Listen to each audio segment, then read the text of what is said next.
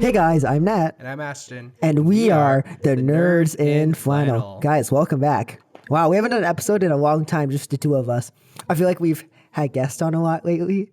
But it's kind of nice to have more people on because, more to discuss and, it just creates a longer episode. But I feel like this one's going to be pretty long. Oh, yes. Ashton, what are we talking about today? Well, you like movies. I like movies. This is true. We've done our top 10 favorite movies of all times list. We do a lot of top 10 lists here on the pod. It's fun and pretty easy to come up with ideas for that. Yeah. And honestly, a big reason why we do this is just because we make lists in our spare time anyway. Mm-hmm. Whether it's like a mental thing or we just write it down or whatever. So today we're coming at you with a fresh new list. Our top 10. Fresh. Our top 10 fresh animated films of all time. Top 10 animated films of all time? Let's go. Man, that's gonna be a fun time. I sound so enthusiastic. So enthusiastic. Okay, so we have 3 honorable mentions, right? Yep. And then we have the top 10. Yeah. I feel like I always go first with these top 10. So why don't you hit us with your first honorable mention? Okay. Let's do all 3 of them. You tell me 3, and I'll tell you my 3, and then we'll just go into the top 10. Sure. So my favorite, okay. I don't really have these in a particular order. Yeah. But one of my favorite animated films of all time is Coco. Oh, So Coco. I slept on this movie for a while and didn't watch it. I guess Remember me. it's so sad. I didn't watch it till like 2 years ago, and I regret not seeing it when it came out. I had friends telling me, "Oh, this is such a great movie, you gotta go see it," and I was like, "I'll see it when I see it." Then I was bored on Disney Plus one day and was like, "Hey, that one look. I've been meaning to get around to that one." Watched it and I was like, "Oh, what was this? It was an experience." It'll love make you that cry. movie. Yeah, and honestly, great film. Check it out if you haven't. It's definitely a hit with it was Pixar, right? Yes, Disney Yeah. Pixar. Disney Pixar. Yes. I guess in more recent days they haven't been getting as many home runs, but this one was definitely a home run. This is true. So definitely. This is very true. recommend. Is someone coming in? Hi, Jen. Is that Jen? Do you have, You're good. Jen, do you have time to tell us your favorite animated movie of all time? Wait, watch the cup. You can say it into the camera too. Yes, that's the camera. Come over here. Come over here. It's You're all okay. good. I'm so bad. What is your favorite animated movie of all time? Anime. I don't watch anime, but you can recommend. Animated. Oh, animated? Oh, I thought you said anime. I don't watch anime. I don't watch either. it either. You don't watch? Oh, really? Yeah. We're not those I'm kind like of nerds. awkwardly leaning. Okay, Zootopia, I think, is like right up there. We just watched it, and I'm like, oh my gosh, it's amazing. Anyways, Good movie. good luck. Have fun in your class. See ya. This is what happens when you film at school. But it's fun. Okay. All good. Thanks, Jen. Bye. Yeah. Anyways, where were we? Hey, Zootopia is a great film. That was Jen. She was on 2 episodes ago for the Chaos episode. check that episode out. Yes, check it out. That was fun. Chaos. Yes. Okay. Okay. After Back Coco, to the list. I have Treasure Planet. Very slept on Disney movie. Very slept on. Very slept on. Actually, this one I didn't really watch until later in life either. I probably watched this for the first time, I want to say 4 years ago, 3 or 4 years ago. And man, it is like, I've watched it a couple times since. It is great. There's a lot of good themes. There's a lot of good themes in it. There's a lot to dissect. And honestly, I feel like if that movie had come out maybe just like a couple months later, because it came out, was it Beauty and the Beast that came out at a similar time? There were a few other Disney releases that went on then, and there was a lot of drama behind this movie. Anyway, this one was kind of slept on, or maybe it was DreamWorks. Maybe it was Atlantis? What'd you say? Oh, Treasure Planet. Sorry. Yeah. Maybe it was like It was no 02. what year did it come out? Okay, 02, and then Beauty and the Beast came out in like 1990 something. Okay. But I do remember that there was this 91. other big movie that came out around the same time, and people definitely slipped on this one. The trailer is like friggin' dope. I just remember seeing that whenever I played like my Monsters Inc. DVD. Okay. And then the movie's even way better. So yeah, if you've slept on this one too, That's Don't. oh yeah. I'm looking at the cast. And I'm like, It has a stacked cast. you got Joseph Gordon-Levitt, Martin Short, Brian Murray, Emma Thompson. That's about the Yeah, main big cast. pretty great cast there. Yeah. Yeah, and then my last honorable mention, I have Atlantis: The Lost City. Yes. This one is also slept on quite a bit. Honestly, I like the first one more than the sequel. Oh, you know what? Yeah, fair enough. But the fact that people loved the movie enough to give it a sequel at the time is still pretty cool to me. It still doesn't get the recognition it deserves, but I think a lot of people that I've talked to in my age group now have seen this one like later in life and like it. So there we go. Great movie. Thank you so much, Ashton.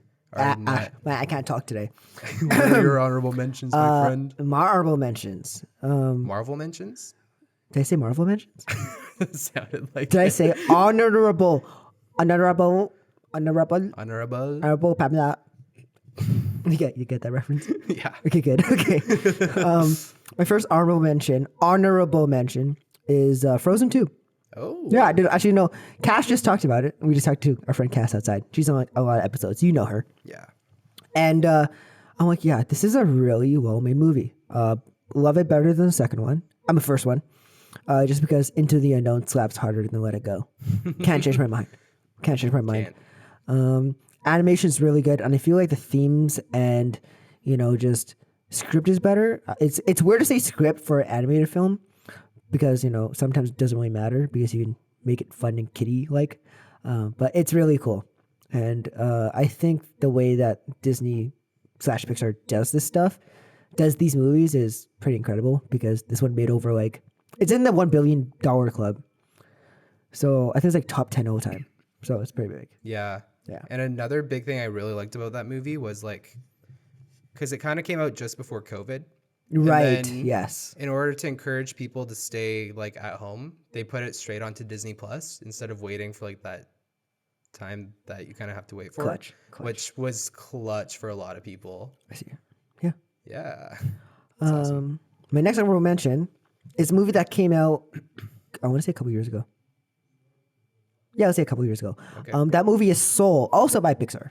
You probably know a lot of Pixar movies and Disney stuff being on here because that's our childhood. But It is. Soul is a very spectacular movie. It's a jazz. It's like jazz / drama / it's about life. It's about what you do on this earth. Does it matter? Does it not matter? Who are you? Who are you impacting? And who's impacting you? It's a very, very simple yet deep film that a lot of people love, and I love it because of the jazz music in it. And yeah, I'm not going to talk too much about it. And my third pick for honorable mention, Everything is Awesome, the Lego movie. Hey, yo. This is I'm a big we're big Lego guys. At least you're pretty big. Yeah, Hey, pretty big. I got the shoes. It's true. You got the Lego shoes. And this movie is amazing. One thing I love about it so much is the detail, the little details in every Lego brick and every scuff on a minifigure's helmet, and the voice cast is great. It's amazing. Chris Pratt, Will Arnett, Morgan Freeman, and Elizabeth Banks. Everyone's in this thing. Yeah. Will Ferrell? Will Ferrell? Will He Ferrell. played a really good bad guy. Yeah, the first movie. The second one's it's okay. The second one's okay. I still haven't seen the second Neither. one. Just 'cause- It's decent. yeah, that's what I heard. All right. Cool. Yeah. So top 10. Should we want to rock paper scissors to see who goes first? Let's do it. Are we doing shoot? Shoot. Rock paper scissors shoot. Do it. Take it Okay, away. let's do it. My first film is probably the oldest film on this list. It came out in 1950, before we were born, and before my parents were born. Actually, the movie is Cinderella.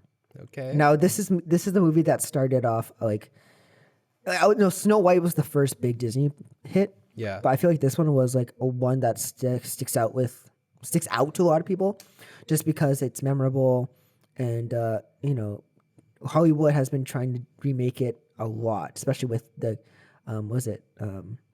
Camila Cabello one. Yeah. Is that her? Is that the one she's in? That's the one she's in. It was not a hit. It was not great. It was not great. But this Cinderella movie, it's so charming. I feel like I find something new out of it every single time I watch it. The mice are funny. I can't remember the Gus and it's a French name. I forgot the mice's name. It's a very simple movie, but I just love it. And it holds up to this day over 70 years later. Man, the movie's 70 years old. That's 71 crazy to years, think about. 72? 72 years old. And yeah, also Cinderella is my favorite Disney princess. Dude, It's true. it makes sense. Like honestly, like the pop culture impact that this movie has had on like generations is actually insane. Yeah. Like I'm gonna get a little Swifty here, but did you see the Bejeweled music video? I did. Yeah, like even that, it's like the whole Cinderella thing in there. So many, like even think of like books like Ella Enchanted or whatever. It's all kind of based off of that first story, Yeah. which is amazing. Yeah. Yeah, that's about it. I don't want to say too much about it because it's from 1950. So, Enough said. yeah. Yeah. Go watch it if you haven't seen it. It's been 70 years. Cool. Well, my next one is a little obscure, or I guess my first one. My 10th favorite on this list. Pretty obscure movie, at least for my group growing up. I didn't even own this one. I just had like friends that lent me the VHS. Yes, that's old I am. VHS. baby. VHS. Do you have a VHS player? Got rid of it, but my grandparents still have one. So like, if you find any good VHSs, might have to. I still have one. Nice. Yeah, so that movie is Thumbelina. Dude, that movie slaps. Have you seen it? I have. Dude, I remember, okay, I placed the blame that I am a hopeless romantic on this movie. I know what to remember. And a Walk to Remember, yes. So this movie, I haven't seen it in years, but the story is kind of like impactful. It's about like this one like girl Thumbelina who's kind of born out of like this flower or whatever, and Yeah. she's a very small person, like ant-sized, and she doesn't think she has any chance of finding love because, you know, who wants to marry an ant-sized human? That just doesn't work. And then one day she kind of sees this other like prince who's like her size, and they just go off, and it's a great movie. It's kind of dark, not gonna lie. Yeah. It's really dark. It's not your typical Disney movie. And man, just the memories I have watching this one, it's just like, yep, it's a good movie. Check it out. Check it out. Check it I need out. to find the VHS. I think I saw a Blu-ray of it at Willow. Still need the VHS for authenticity. Authenticity. This freaking guy doesn't mean have a VCR. I know. Coming over, Grammy and Papa. All right, thanks, Ashton. Cool. My number 9 pick is a movie that came out like a few years ago. I can't remember what year. We don't really care about the years, but this movie is a sequel. Actually, you know what? I'm looking at my list. I have like 3 sequels on this list. Dang. They're probably sequels to movies that on your list. Okay. Number 9 pick is Kung Fu Panda 2. Okay.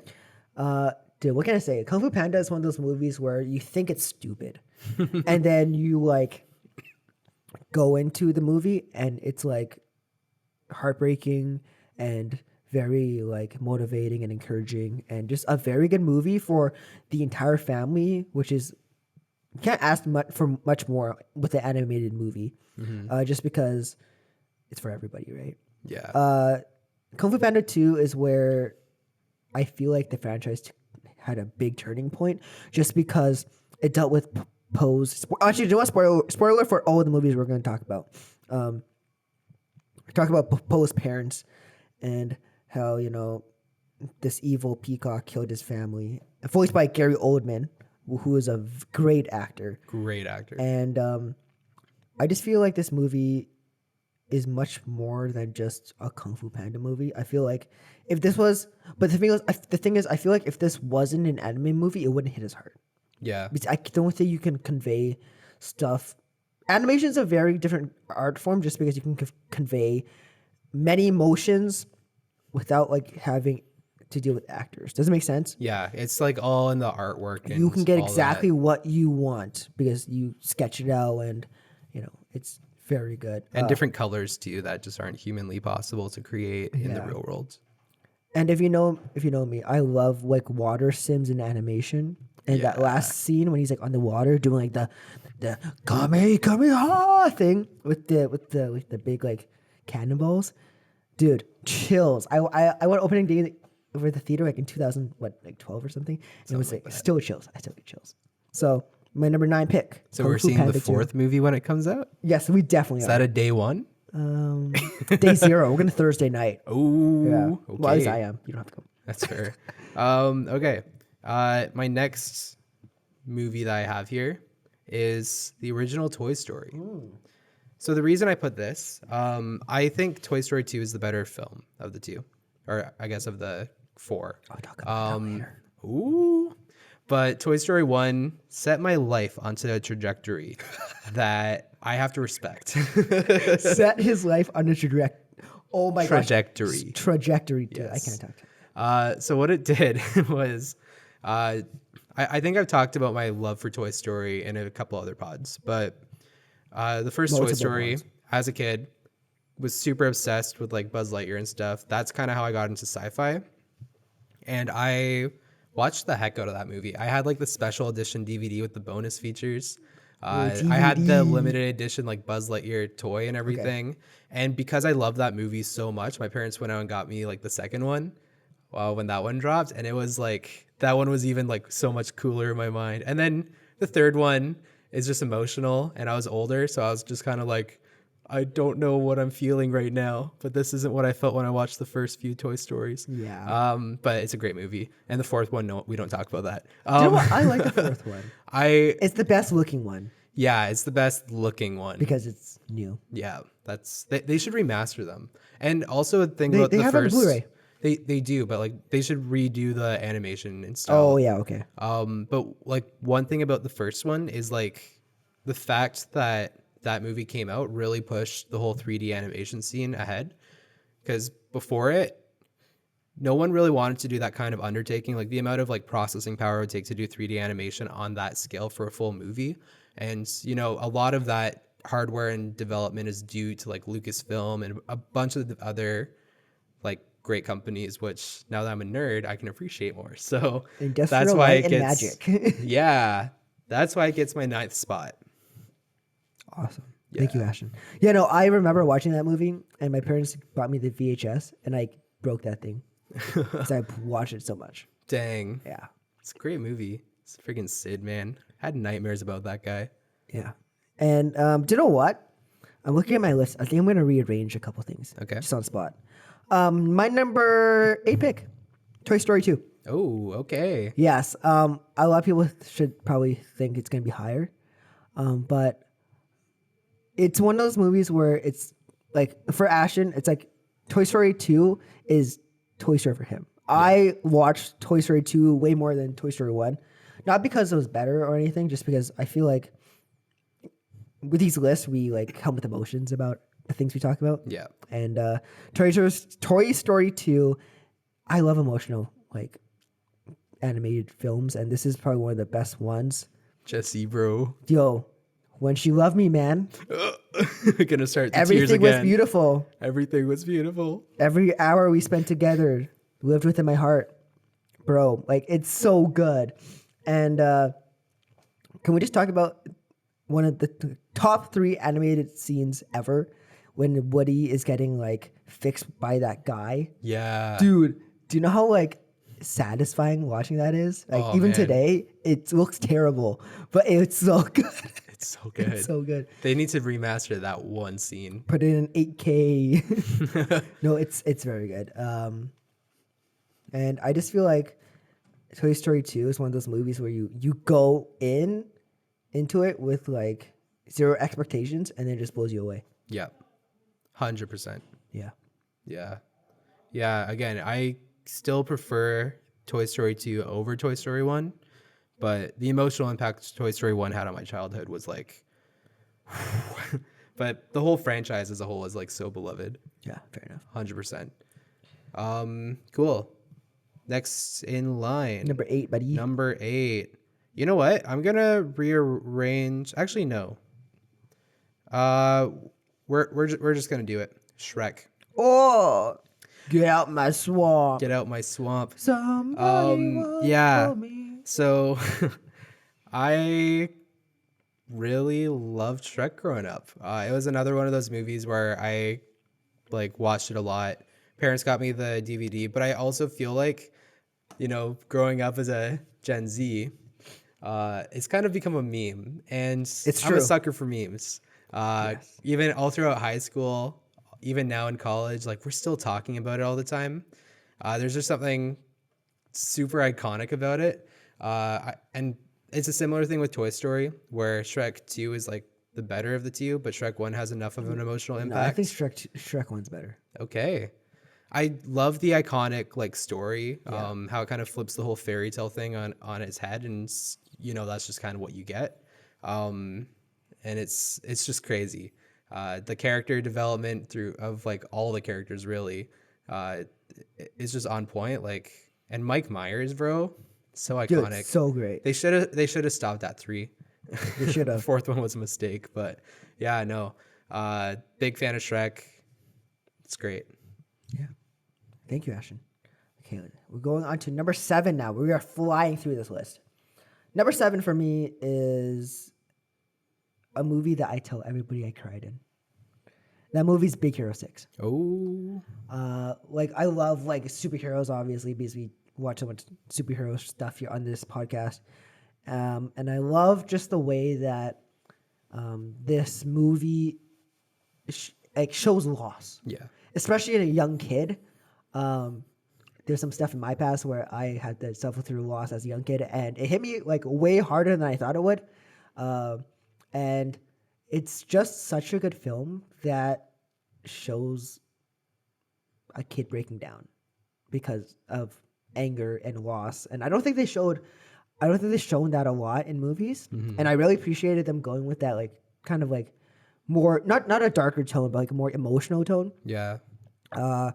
And the fight scenes in this movie are great. Baymax is iconic. Love it. La la la la. It's so good, and I can't wait until the TV show comes out. And I think they're making a live action one, a movie, and another sequel to it. So I'm looking forward to the Big Hero 6 Renaissance. I have read the comics a little bit. They are Marvel. Marvel comics. Yeah. Duh. And they are very, very good. And yeah, I love this movie very, very much. That's why it's my number 7 pick. Also, Immortals by Fall Out Boy from that movie. Oh, dude, slaps. Slaps. Dude, just the whole soundtrack slaps. Yeah. It's crazy. I freaking love that movie Great a lot movie, too. bro. Yeah, thanks, Nat. Okay, next up for me, I got Aladdin.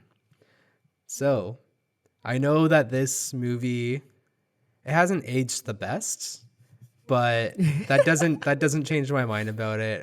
So it's really good. If you've tried watching on Disney Plus lately, you'll see like the warning and everything that they put on beforehand. It's like, okay, I get it. But then they didn't really take out a lot of those aspects in the live action one, so I'm still confused. Anyway.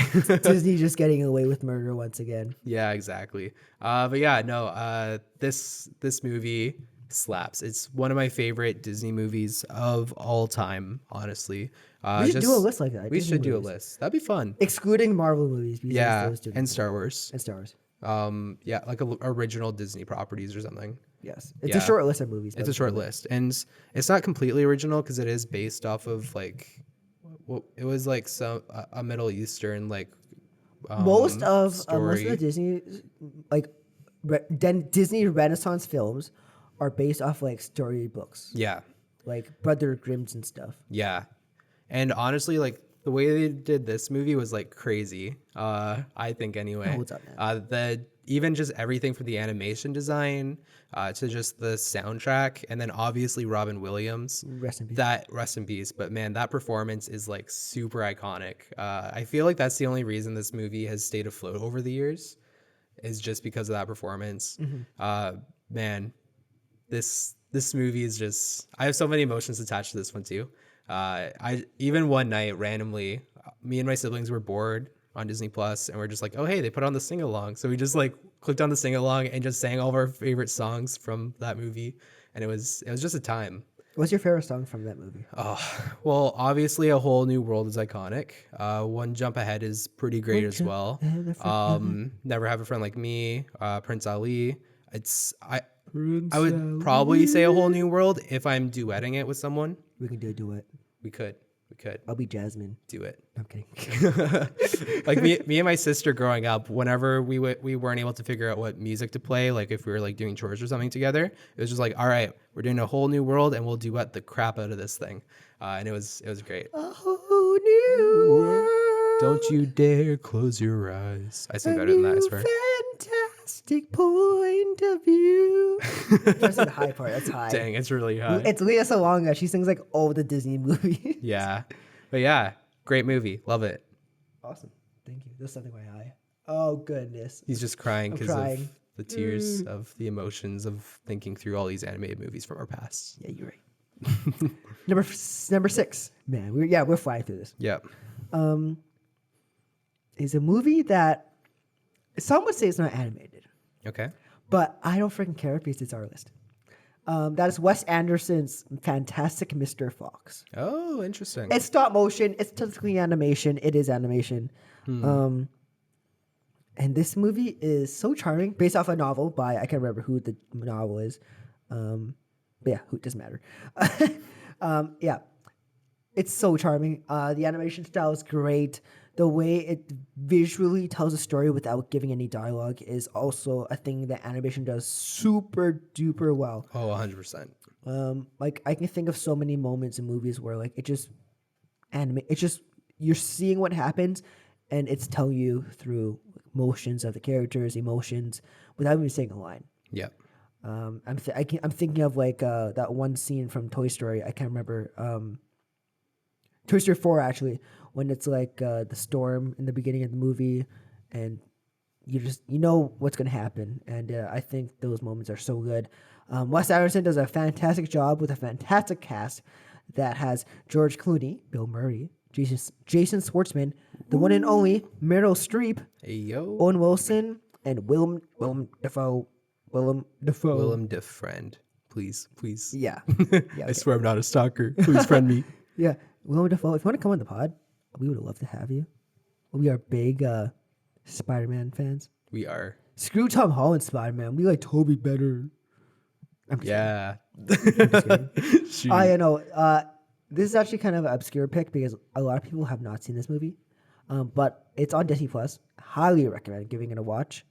And yeah. Dope. Notice how most of these movies are on Disney Plus. Yeah. That says something about our childhood, doesn't it? Actually, I do have a fair amount of DreamWorks representation on That's here. true. I have like And I think one Warner Bros. I have one DreamWorks. Dang. But this next one is not a DreamWorks or WB. It is Disney as well. What is it, Ashton? Tell me. The Lion King. Na Savinia. Yeah. Pink pajamas, penguins on the bottom. Pink pajamas, penguins on the bottom. That's how the words go, right? Sure. Everyone has their own interpretation of that song. That's why it's such a good movie, because you can hear some of those songs and be like, oh, is this what it's saying? Or is this what it's saying? Or whatever. It's pretty good. It's great. Yeah, no, iconic soundtrack, obviously.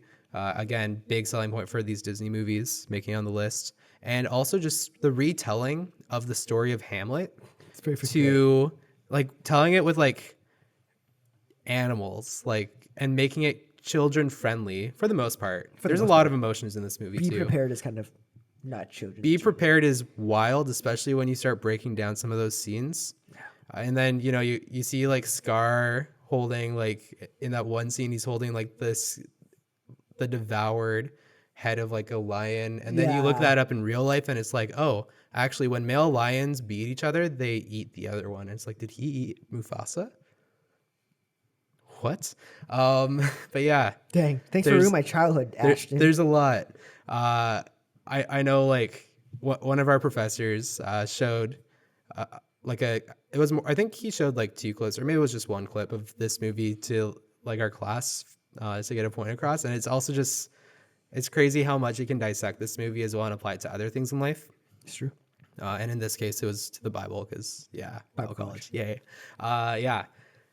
But crazy movie. I would I can watch this one whenever. Like I'm always in the mood to watch it. It's such a great one. And also the cast is pretty okay as well. Like Matthew Broderick is Simba, and then Rowan Atkinson is Zazu. Zazu. Yeah, Zazu? yeah. The toucan, right? Yeah, Zazu. Yeah, which is like, and for those that don't know, Rowan Atkinson is Mr. Bean. It's true, yes. So or Johnny English or whatever other iconic role. So it's awesome seeing like these like A-listers kind of get in there. You're forgetting the most important role of them all. Jeremy Irons as Scar? No. Oh, James Earl Jones. James Earl Jones, as baby. Mufasa, which he eventually reprised in the new Disney one, which We don't I didn't talk think was horrible, It wasn't but great. it's not as great. Also Pumbaa and Timon and just their whole Nathan dynamic. Lane, baby. Nathan Lane. Dude, it's just the voices are so iconic. I love this one so much. Anyway, that's my other pick there. Also, I just want to say that the score to The Lion King is Disney's best score. You cannot change my mind. Hans Zimmer made that score. Yes.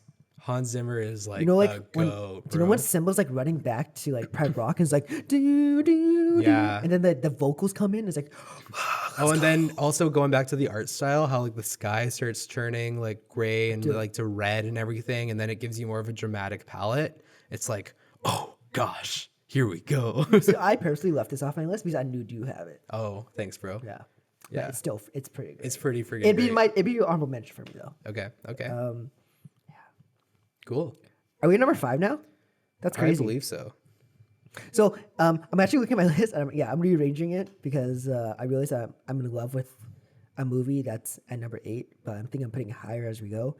Number 5 is a movie about my favorite superhero, Oh, Spider-Man Into the Spider-Verse. okay. Now, there's no surprise that we are big Spider-Man fans on this We are. podcast. Huge. Like, I dressed up as Spider-Man for Fan Expo once, and no, 3 times actually, 3 different years, and love Spider-Man. So, Spider-Man Into the Spider-Verse is an animated film from DreamWorks. It's not DreamWorks. It's Sony. Sony. Thank you. Yep. Man, I was gonna drive it in, and it's so good. I know Ashton has it on his list, so Yeah. I won't say much about it, but very, very heartfelt for a superhero movie. It's one of the best looking animated films of the last decade. And I'm so glad that it got the attention it deserved just because it does so much more with the character of Spider-Man because it's Miles Morales, for those who don't know. And it's great to have representation, especially like in superhero movies. And the cast is great. Jake Johnson as Peter B. Parker. I said that right. Yeah. And yeah, if you don't know, Jake Johnson is Nick Miller on New Girl, and I love that show. So, and Ashton, we'll talk about the rest of the cast later. But yeah, I just love this movie. There you go. Dope. Yeah, I got more to say later. Probably his number 1 or something. Dang. Okay.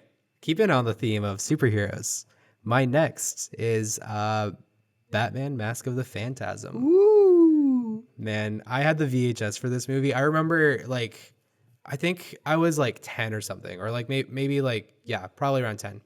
Went to like the thrift store, was kind of looking at everything and saw like this Batman movie. And I was like, oh, this is kind of cool. Picked it up, and Great movie. I didn't know that this would blow my mind.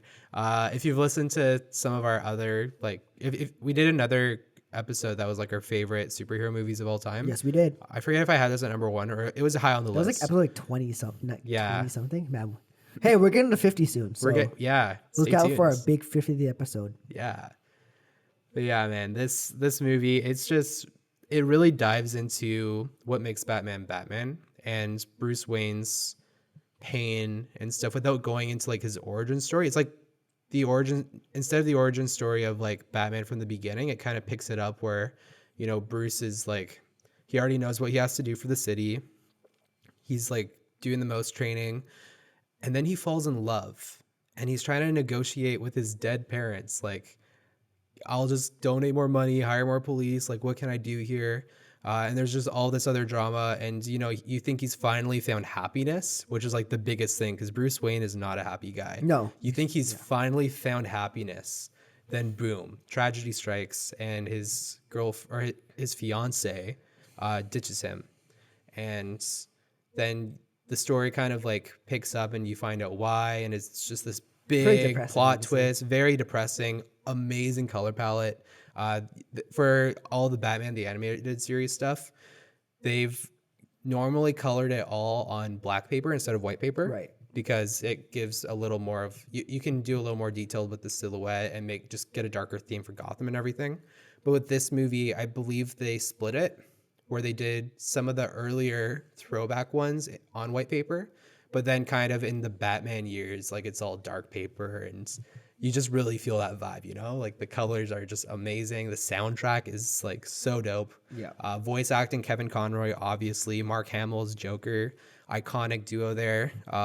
Yeah, this is like my favorite Batman movie of all time for sure, and one of my favorite animated movies of all time. Sick. Yeah. Yeah, you know what? I haven't seen that one in a long time, but I think I need to revisit it, honestly. It's on Crave.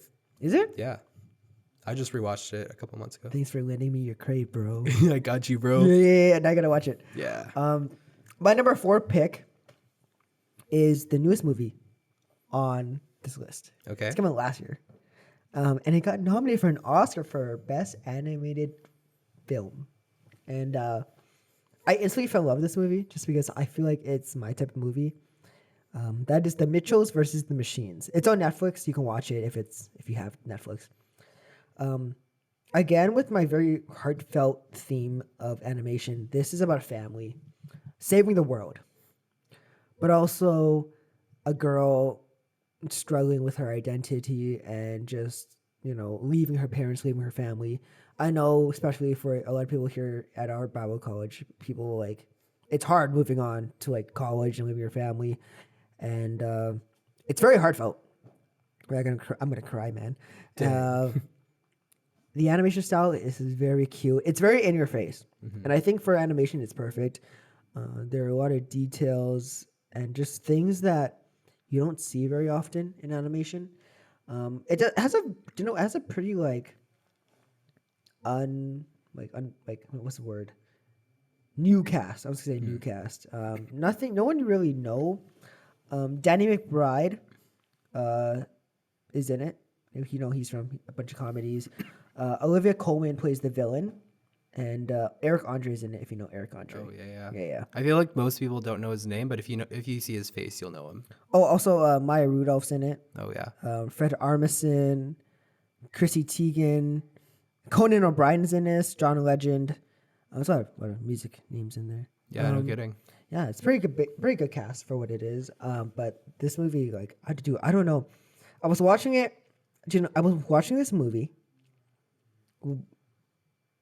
hours before the day of our Oscar episode. No, the day of the Oscars, not our Oscar episode. So, and at that time, I'm like, Encanto's my favorite out of the list. And then I watched this movie, immediately hopped on the train for the Mitchells versus the Machines. And yeah. Dang. Yeah, this is a movie I still need to see. I've been saying that since the You should watch Oscars with your episode. family. I feel like with your family, it'd be a really good time. Okay, good to know. Yeah. We just finished building. We've been doing renovations, and we just finished building this awesome new fireplace, and we got a new TV and everything for it. So I'm like, yo, how's John Wick? You like John Wick? Yeah, it's pretty dope, right? It's pretty dope. I just watched it last night for the first time. Yeah, now you gotta watch the second one and the third one, and then you gotta watch the fourth one. Yeah, let's go. Let's go. Yeah. Anyway, on to the next one. I don't know what I was doing there. I was like, is he gonna say something? Yeah, just a major brain fart right there. All right. Next up on my list, another Disney movie. Yeah, I don't know what to say. Again, Disney's done it.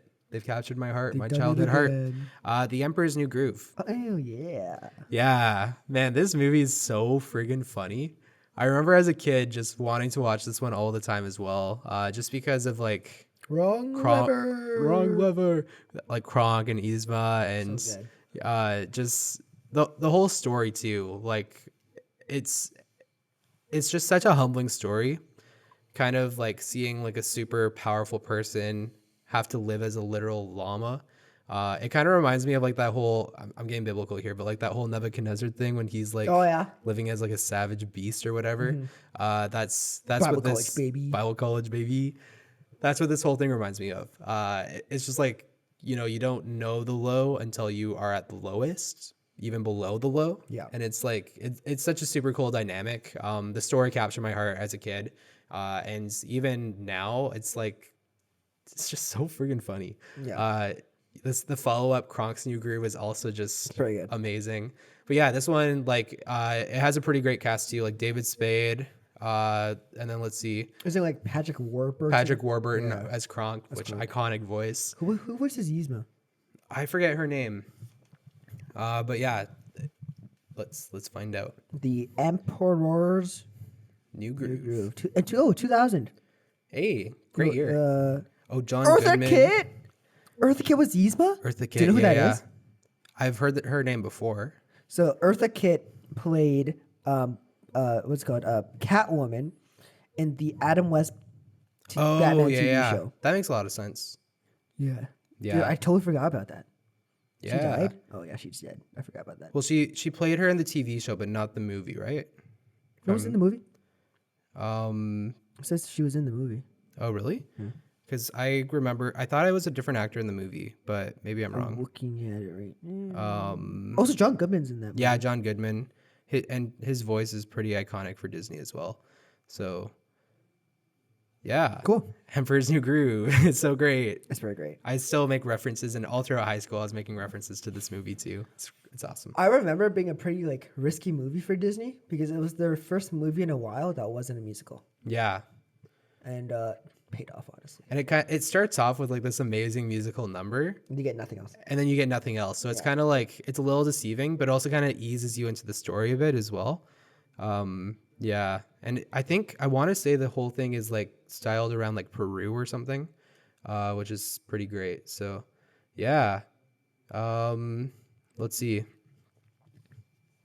Okay, sorry, I got a call on the camera, and I fixed it. It was all good. Might have lost a few seconds of video. It was but maybe the like audio's still 10 here. seconds or something. Whatever. My number 3 pick. Oh, dude, we're in top 3 now. We're in top 3. Okay, so this is a very emotional pick for me. Number 3 is How to Train Your Dragon 2. This is, to me, one of 3 anime movies that I would say perfect. That are perfect. My top 2 of them are in there in my top 3, but one is not. But it's just a really emotional pick for me. How to Train Your Dragon 2 is everything I wanted it to be and more. Because it is such a heartfelt. Okay, again with me being heartfelt, it's heartfelt. It looks great. The cast is great. Everything about it is just magical. When the sequel came out, I'm like, oh, how are they going to top the first one? The first one's amazing. To me, this is the superior movie, but I know I get why you can make cases for both movies. But this is just a movie where I turn on just because I want to look at something fun and cool and just have a good time. Yeah. This is a movie I watch with Chanel a lot, so this is like up there. It's girlfriend approved, so it's gotta be up there, right? Baby. And dude, it's so good. Like you're getting emotional. No, it's yeah, you're just my one. I have no more words. You guys know it's good. If you probably seen it, it's good. Yeah. Man, I can't talk anymore. Man. Now I kind of want. Okay, I can't do that.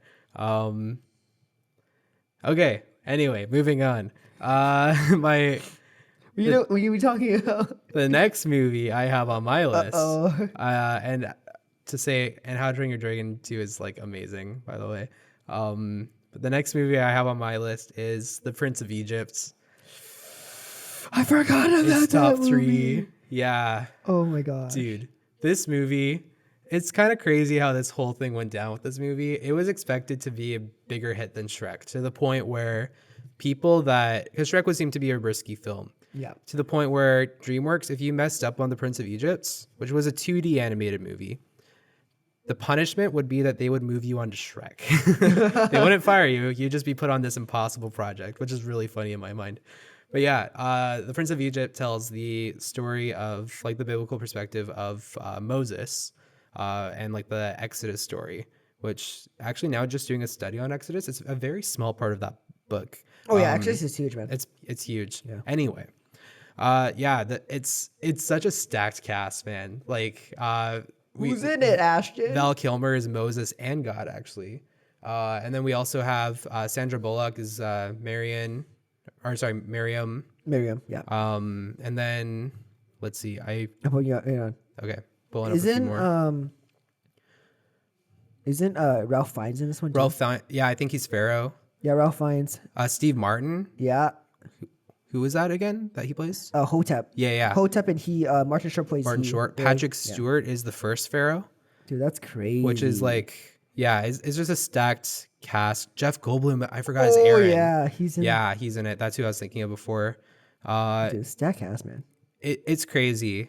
And yeah, honestly, like Danny Glover's in that movie? Oh, is he? Who does he play? Jethro. That makes a lot of sense. Helen Mirren's in this movie? Yeah. Anyone else? No, okay, no, that's about it. It's just one of those things. And I encourage anyone to like write down your own top 10 animated movie list and then go and look up to see who's actually in it, because there's probably a lot of names you'd recognize. Also, if you do make a top 10 list, send it to us. Yeah, we want to love look to at see it. And disagree with you on all the stuff that doesn't line up with ours. Yeah, you're obviously Frozen wrong. 2 is your number like one now. Nah, but no. Yeah, Cass. Dang, bro. Call it out. Called out. Yeah, Prince of Egypt. Like it's also a bit of a musical as well. Like they throw in a bit of a musical aspect. Miriam's song is obviously like very heartfelt, and then also just like the whole like Pharaoh versus Moses scene. I showed that to my youth group on Wednesday, actually, like last Wednesday. Power move.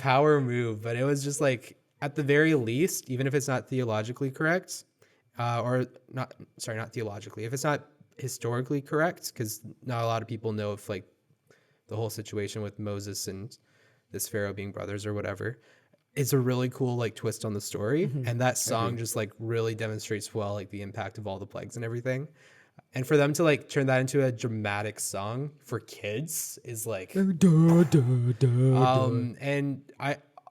it was a toss up between this one and Joseph, the King of Dreams. Oh, that's a good one too. Which is great. Like that one's even a stat cast. Like I think even like Mark Hamill's in that one, and he plays Judah. Sure, yeah, something like that. But yeah, this one for me, like I just had more memories with this one.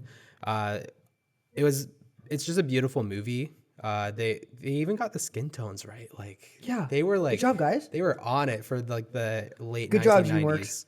Good job, DreamWorks. That was DreamWorks, right? Yeah, okay, and I good. think it was like their first movie, like their first big like movie as well that they put out. Dude, there. the songs in this movie are great. Yeah. When you believe, deliver us. It's really good. Yeah, and honestly, without this movie, I don't think we would have had things like Shrek or Kung Fu Panda or whatever. No.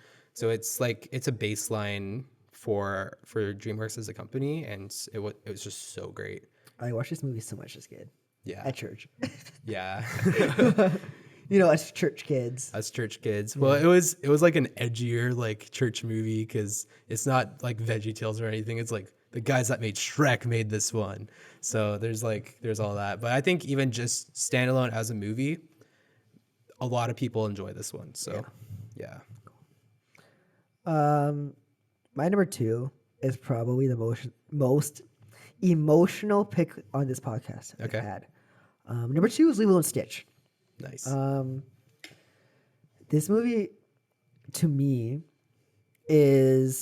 was a comfort movie for me in a very dark time. I grew up watching this a lot as a kid, and I know my dad listens to this podcast, so shout out Dad and Mom.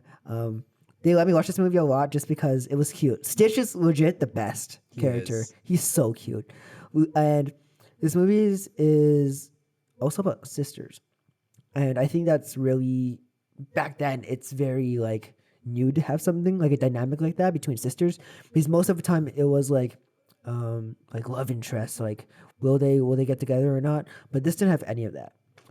It was kind of like a C plot. And I think that's a really great thing it did. The animation style is so like lively and so bubbly. I think Chris Sanders, who voices Stitch, he does. Wait, I can do the voice. Aloha means family. family means no one gets left behind. Did you just say aloha means family? Did I say aloha? It sounded like aloha. I think I might say aloha. Let's try that again. Ohana means family. Family means no one gets left behind Disney, hire this man. or forgotten. Hire him. Yeah, so Chris Sanders does that voice. And he actually said in the movie he didn't want any sharp edges. That's why if you watch the movie, you haven't seen this movie, have you? Are you kidding me? I grew up on this one too. Okay, good. You. I was a Disney kid through and through. You will not see any sharp edges. No 90-degree angles in this movie. It's all like rounded off. And I think that's really cute to like have that aesthetic. And yeah. No, It's like what Apple's been doing with their iPhone redesigns lately. it's very true. And obviously I'm a big Elvis guy. We talked about this on the pod. And it's based in Hawaii, so there's a lot of like Elvis music, and also it's like space stuff in it too. Sci-fi. It's a little bit of everything. Yeah. And it really does justice to the Polynesian culture, like of Hawaii, where it takes place in a very tasteful way. I feel like I don't hear anyone like because I have relatives from Hawaii, and I don't hear them say anything bad about this movie. Yeah, Lilo Stitch is my number 2. Hey. It should be number 1, but my number 1 is to me a perfect movie. Okay. For me, my number 2, and also lovely Lilo and Stitch. My number 2, this is what I was struggling with. Like, do I put this one at 3? But I can't do a disservice to this movie. How to Train Your Dragon, the original one. Now it's a similar thing where I can switch back and forth to this one and the second one easily. It's like, no, this was my favorite, or the second one is. You can just say the franchise. Just to say the franchise, yeah, the whole franchise. It's our podcast. It's our podcast. We can. But man, the first one, I have these vivid memories as a kid going to see this one with my cousins. Shout out. They lived, they live in the States. And just for them to come out, like, this came out in like March of 2010 or 2011 or whatever. That sounds 2009.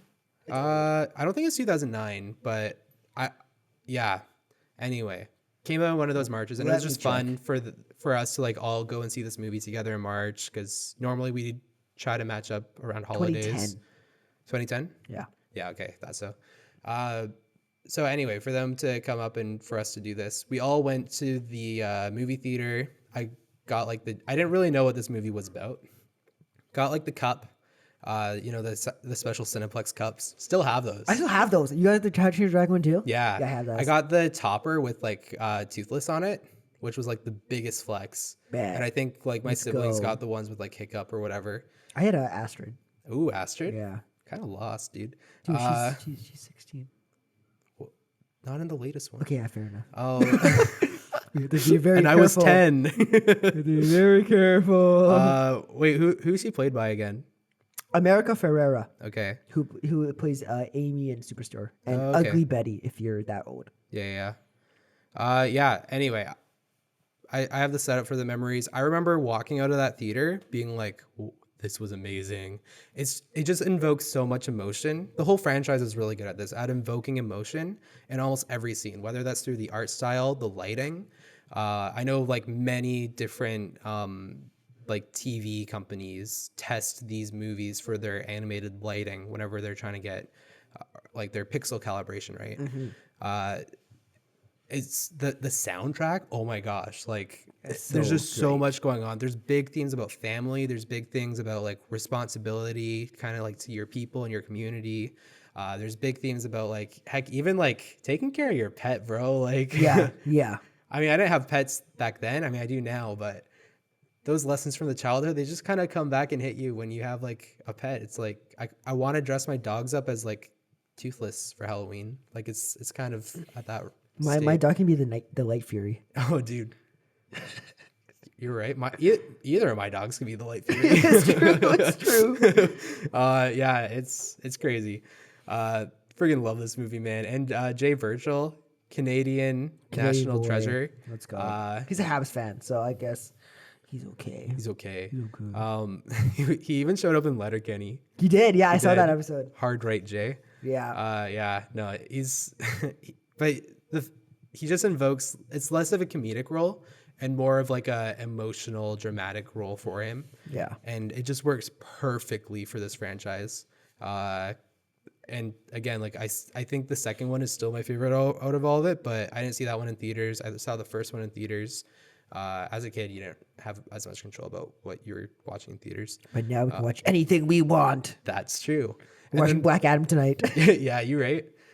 Review coming soon. Stay tuned. Very soon. And yeah, like even the third movie is like arguably the best looking out of all of them, just because of like the updated. They still find ways to update the animation style. Technically, you could upscale this to 8K, which is from a technical standpoint pretty insane. A nerd standpoint. Coming in from like a movie that came out what 2017 or 18? 2018, right? The new one? Yeah. Or was it 2019? How to Train Your Dragon 3. I want 3. 2019. Very good. Wow, okay. look at you. Look at you go. Look at me just popping off here. Yeah. It's just an awesome movie. I always get the soundtrack stuck in my head. There's just so much that you know what? We should just review. This is one of my favorite franchises. We should do a list of like our favorite franchises of all time. Because it's pretty amazing. We should do like really short episodes where we do like franchise review or something. Franchise review. And we just spend like 20 minutes like reviewing a franchise. Yeah. We could. We could. Yeah. We could. We should do that. Yeah, that's my number 2. All right. Number 1, Ashton. You know what my number 1 is. Yeah. Oh, not the Canucks cat friendly. We don't want to look at the Canucks right now. Oh, boy. Can't bring myself to pull up my hoodie. No. Can't do it. I want to wear my jersey. Actually, no, I'm not going to wear my jersey tomorrow. Dang. My number 1 pick is a movie that came out in 2007 and a lot of people love. Like, this is a film people study. And there's a good reason why. The movie is Ratatouille. Let's go. If you know me, if you've had my Ratatouille, you know I make a mean Ratatouille. Right, Ashton? It's true. Does. Yes. It's very healthy, too. It is. It's just, last time I put too much wine in. I feel like I overdid it on the wine. Dang. Yeah. You signed a contract. It was a summer. Anyways, Patton Oswalt plays Remy, this rat who loves to cook. And the whole premise of this movie is anyone can cook. And that's why, like, for a little bit part of my life, I wanted to be a chef. Because of Ratatouille and the movie Chef with Jon Favreau. Great movie. Have you seen Great Chef movie. with Jon Favreau? 100%. It's so good. Sofia Vergara Good stuff. Modern Family? did really good in that movie, actually. Surprisingly good. Even RDJ did like really good. Oh, he's in that movie. He's in that movie too. And isn't John Leguizamo in that movie too? Sounds right. Yeah, that sounds right. Anyways, this movie is the magnum opus. If you don't know what that means, neither do I. It just means good stuff. It is probably Pixar's best film. In my opinion, I know people will say, "Oh, it's Toy Story," or it's like some people would say it's Moana, but then you'd be wrong. That's true. And this movie is so charming in the way that it depicts Paris and it depicts just this rat trying to cook. Like, because, rats are filthy animals who are not allowed in restaurants. And if you see them, you kill them on the spot. And then you don't tell anyone about it because it's not food safe. It's literally not food safe. Have you taken food safe? No, but I know enough people that have. Yeah, no, yeah. I feel like there's not much I can say about this movie. Just because it's an experience more than an actual film. It's a film, in my opinion. A lot of people love this movie. The soundtrack, La Festine, do do do do do do do do do do. It's very good. And yeah, Ratatouille is just so good, man. The ironic thing about this movie is it engages 4 out of your 5 senses, and the only sense it doesn't engage is your taste. You could feel the movie? Yeah. Okay. Like, there's certain ways that you can physically feel a movie. Okay. And that, technically it's kind of a cheat because it's through sound, but it's also like the emotional feel and it's like all that. Cheat code. Yeah, the cheat code. Yeah. Awesome. Yeah, that's Cool. my number 1. And it's probably going to stay like that for a very long time. Unless they make like a good Lilo and Stitch sequel. Dang. Which they haven't yet. Yeah. Okay. Man, My number one. bring us home, buddy. Bring us home. I will. My number one. Nat called it. It's Into the Spider-Verse. Yeah. Yeah. Again, like I've always been such a big Spider-Man fan, and I'll get you, Spider-Man. I was also like a fairly big Miles Morales fan too. And The real fans would know. the real fans would know. And part of the reason is like, he was a very controversial character when he came out. There's a lot of racism geared towards that whole thing of like, no, you can't have a black man be Spider-Man or whatever, which is stupid. There's an Asian Spider-Man, if you guys didn't know that too. There is. And honestly, the big part was like the comics that have Miles Morales really built him into like being his own character. Like, oh, he has like this totally different origin story that in some ways can actually be seen as like almost more tragic than Spider-Man's classic overtold one. Like Peter Parker, sorry. Peter Parker. Peter Parker. Parker Peter. Say Peter that 10 times fast. Peter popped a pepper pickle. No, Peter Parker potted a pepper pickle.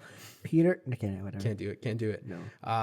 And yeah, it was just like awesome to see this character who I've kind of saw a lot in like the comics and even in like some TV shows as well, like the Ultimate Spider-Man, for example. He's in there a lot, and it's just so cool to kind of see this character who's had like literally, he hasn't appeared in a Marvel movie yet, he hasn't been in a feature film, he's like the title character of this movie. So that was enough for me where I was just like, oh, Miles Morales, oh, let's go. Because after a while, Peter Parker can get kind of tiring, and we've had like 3 live action, just a basic white guy.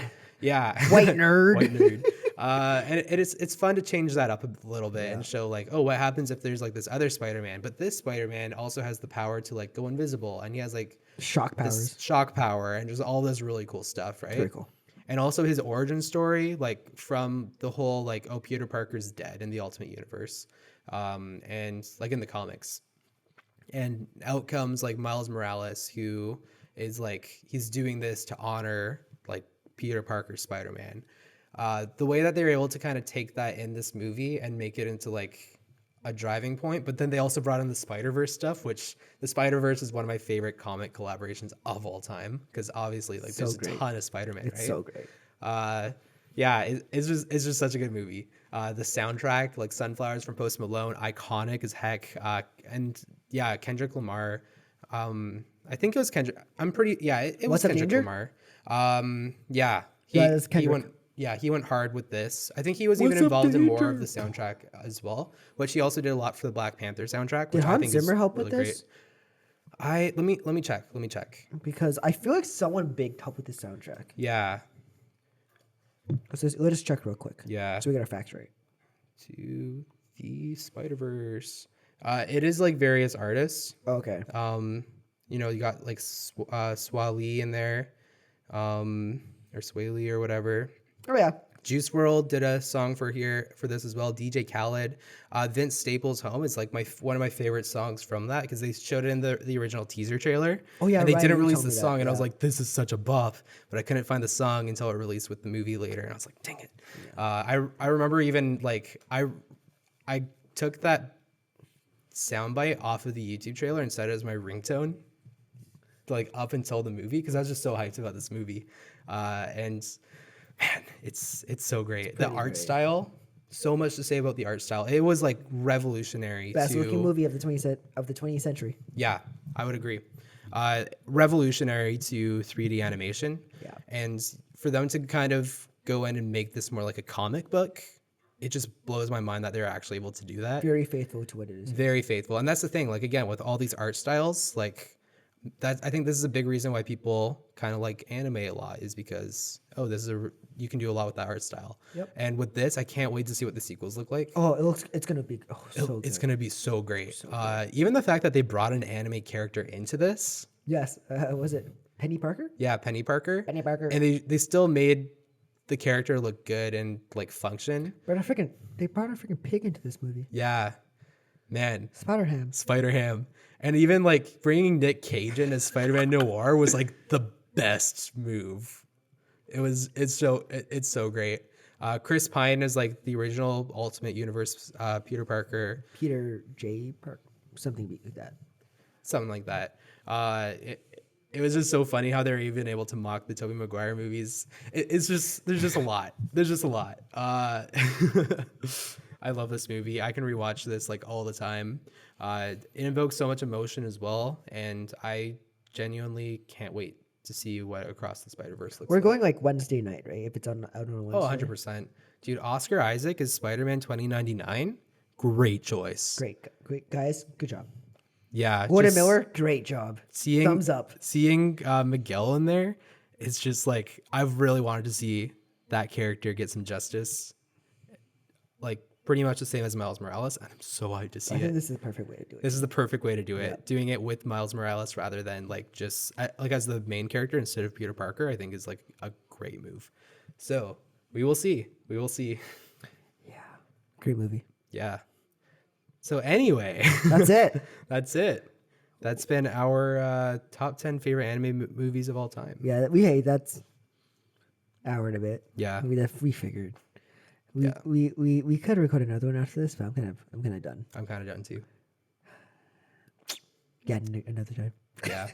But yeah, I think we already have one that's pretty much ready to go up before this, and Yes. So this will be episode 48. something like that. And episode 49 will probably be our review of Black Adam. Maybe. Sure, probably. And then we'll something funny like that. something funny, or it could be something else too. And then we'll see what our 50th is like. Because Yeah, we want to do something big. Honestly, we might just put out a couple bonus episodes around that time. Yeah. Because we really want our 50th episode to be this event. Yeah. Because, I don't know about you, Ashton, but I'd expect us to get like over 10 views per episode. Yeah. But we're getting like, you guys are listening. We're getting 20 views an episode. We have 50 views on one episode.